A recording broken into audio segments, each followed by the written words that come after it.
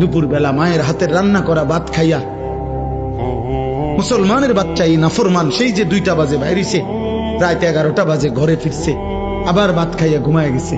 আহা, মা বাপ একটাবার জিজ্ঞাসাও করে না যে কিরে ফুট আসর নামাজ কই পড়ছো, মাগরিব কই পড়ছো। এসব এগো কারো কোনো কিছুর দরকার নাই, তো টিয়া হইলেই তো হইছে।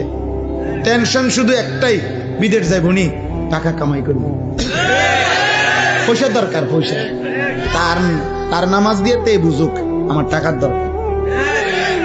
এই জন্য পুতেরে কয় যে বুঝছি তোমারে দিয়ে হইতো না, আমার কোনো কামে লাগলে লাগো, নইলে বাড়ি থাকো।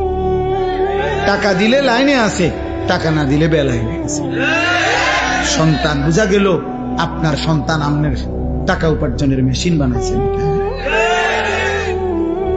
18 বছরের ছেলেটা আপনাকে আল্লাহ দিছে পয়সা কামানোর লেগা, এর মধ্যে আখেরাত নাই। আপনার স্ত্রীর আখেরাত নাই, আপনার মেয়ের আখেরাত নাই। এটাই সফলতা যে পয়সাওয়ালা জামাই চাইয়া মেয়েটা বিয়ে দিছে, খালাস সফল।